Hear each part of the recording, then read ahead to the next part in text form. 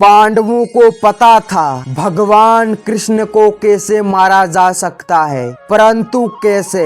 क्या सच में पांडवों को पता था भगवान कृष्ण को कैसे मारा जा सकता है? परंतु प्रश्न पूछने की बात तो यह है कि पांडवों को कैसे पता था भगवान कृष्ण को कैसे मारा जा सकता है? क्या स्वयं भगवान कृष्ण ने बताया था? इन सारे प्रश्नों के उत्तर हमें इस संसार के कण कण में उपस्थित गीता से मिलेगा। तो आइए आज गीता के इस अध्याय को आरंभ करते हैं। समय है आज से लगभग 5000 वर्ष पूर्व, जब महाभारत युद्ध की तैयारियां चल रही थी। सभी वीर योद्धा महाभारत के इस धर्म और अधर्म के मध्य हो रहे युद्ध में भाग ले रहे थे। तभी इस महाभारत युद्ध में भाग लेने के लिए एक ऐसे वीर का आगमन होता है जो अपने बाण से अकेला पूरे महाभारत युद्ध को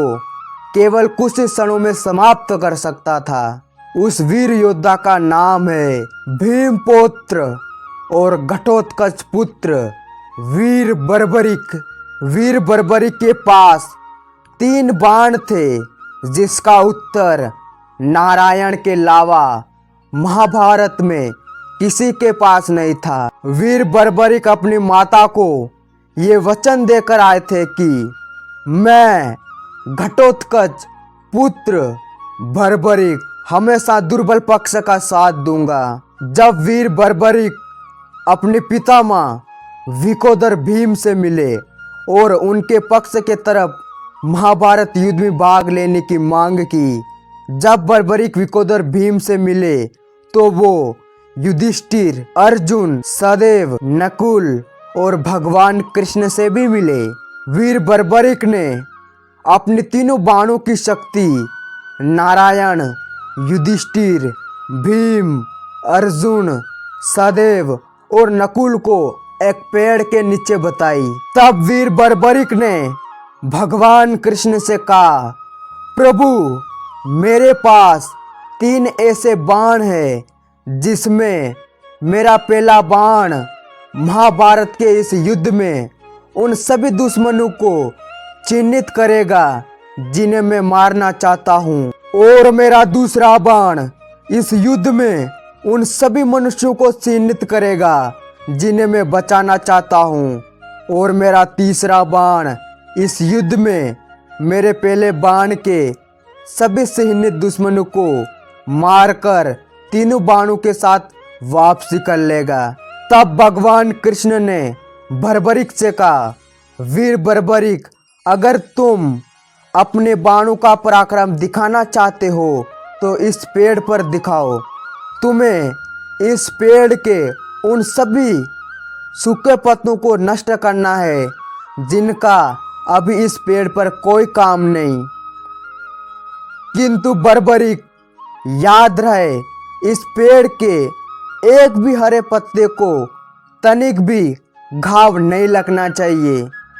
तब वीर बर्बरिक ने भगवान कृष्ण से कहा, जी प्रभु, बिल्कुल ऐसा ही होगा। और वीर बर्बरिक ने अपने तीनों बाण उस पेड़ पर चला दिए और ऐसा ही हुआ।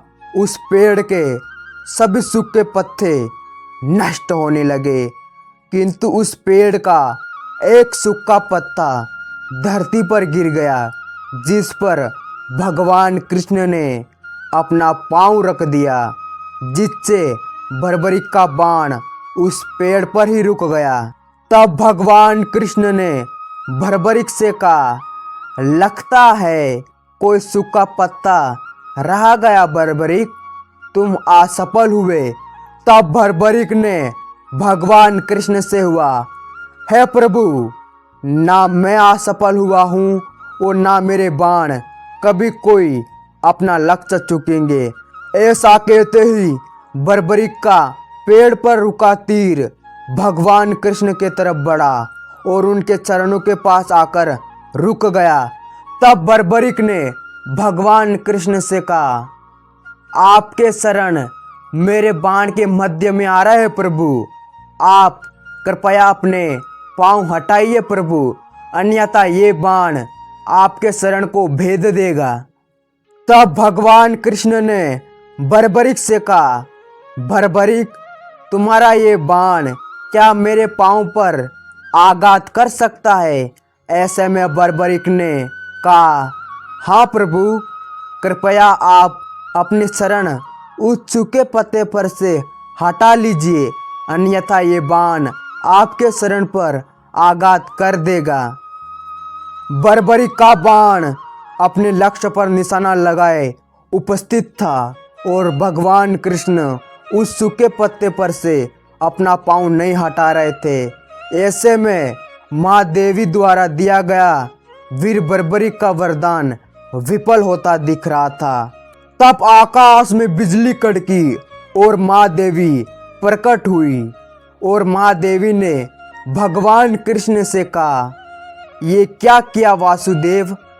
बर्बरिक को मेरा वरदान था, मेरे द्वारा दिए गए बाण कभी भी अपना लक्ष्य चुकेंगे नहीं। तब भगवान कृष्ण ने माँ देवी से कहा, देवी, मैं वासुदेव आपके वरदान का मान अवश्य रखूंगा।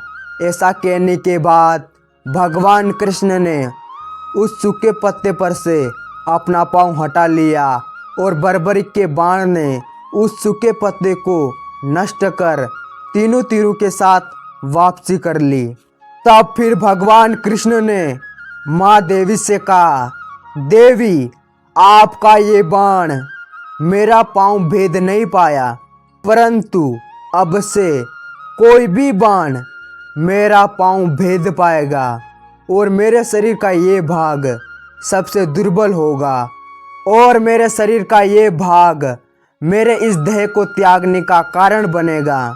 भगवान कृष्ण के ऐसे वचन सुनकर वहां पर उपस्थित युधिष्ठिर, भीम, अर्जुन, सदेव, नकुल, बर्बरिक और घटोत्कच सभी आश्चर्यचकित हो गए और यहीं से पांडवों को पता था कि भगवान कृष्ण को कैसे मारा जा सकता है। किंतु भगवान को कौन मार सकता है?